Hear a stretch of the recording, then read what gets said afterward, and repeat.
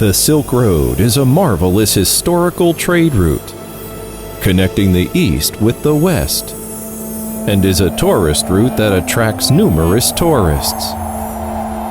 During the route's prosperous period, brave trade caravans started from Chang'an, a capital of ancient China, passed through the He corridor, crossed over the Pamirs, and eventually reached Europe. The Silk Road in Gansu province is over 1,600 kilometers long and accounts for 1/4 of the entire Silk Road in length. Also, there are numerous historical relics and varied landforms here. So Gansu is called the golden part of the Silk Road. Passing by Tianshui and Pingliang, two major portals along the Silk Road, travelers move westward, passing by Lanzhou, Wuwei, Jinchang, Jiangye, Jiuqian, and Jiayuguan, and reach Dunhuang, these famous historical and cultural cities being linked like a string of pearls. Tianshui is the cradle of the Chinese nationality, where Chinese people multiplied and grew civilized. Here was born Fu Shi, father of Chinese civilization, for whom a national-level grand public memorial ceremony is held here every year.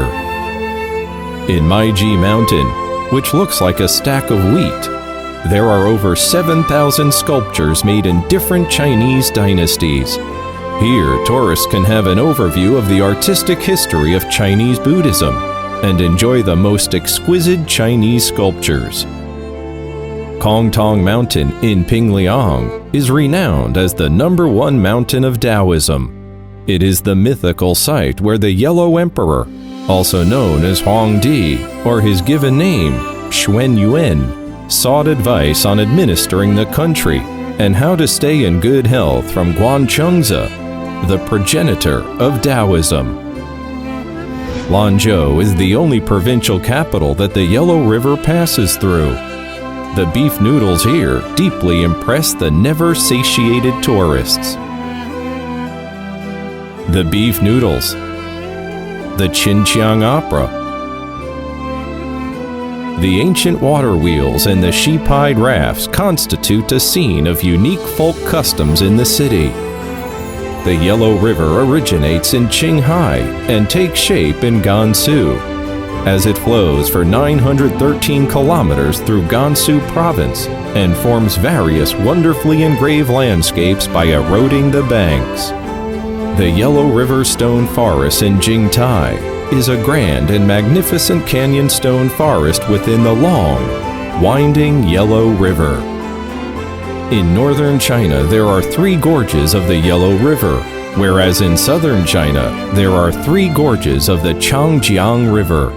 Here you can see the well-known Bingling Grottos, mist-covered high gorges and huge lakes, the Danxia Stone Forest with thousands of peaks, rare dinosaur footprints, and migrating birds in flocks and flowery Taiji wetland, which jointly constitute the magnificent wonders of Linxiahui Autonomous Prefecture, lying in the upper reaches of the Yellow River. Linxia is also the hometown of Hua-Er, flower, the folk song popular in northwest China. Gan'an, a land of snow and Buddhism closest to China's hinterland.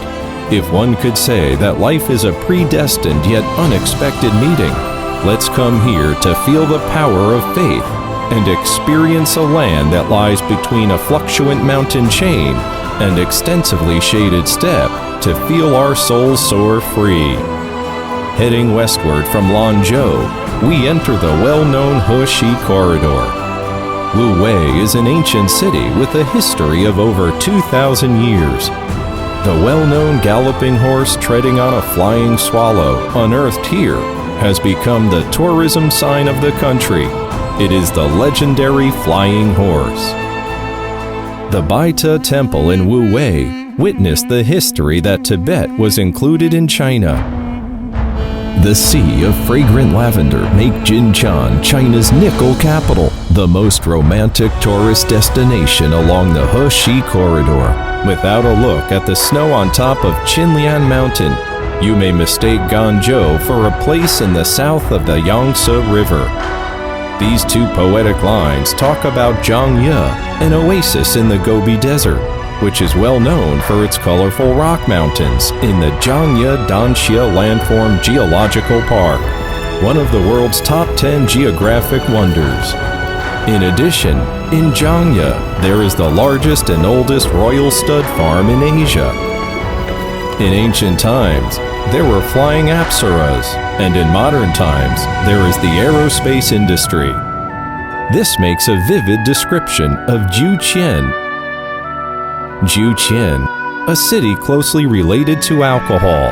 Huo Qubing, a senior general during the Han Dynasty, poured the liquor granted by the emperor into a spring and drank it with his warriors.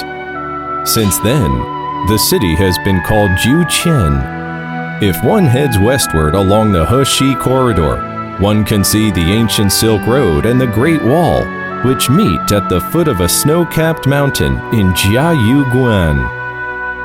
If Dunhuang can be called the crossroad where the world's four major cultures meet, the Mogao Grotto should be called a sacred cultural temple of humanity.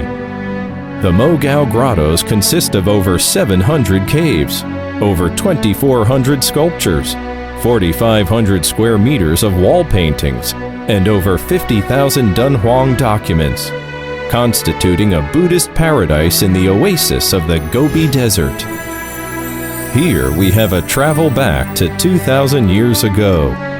The wonderful architecture and decorations, together with the beacon towers along the pass, encourage one to strike up a vivid dialogue with history.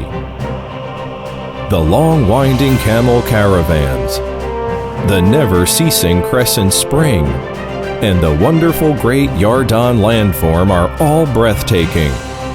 The once difficult journeys and treks along the Silk Road have become past memories.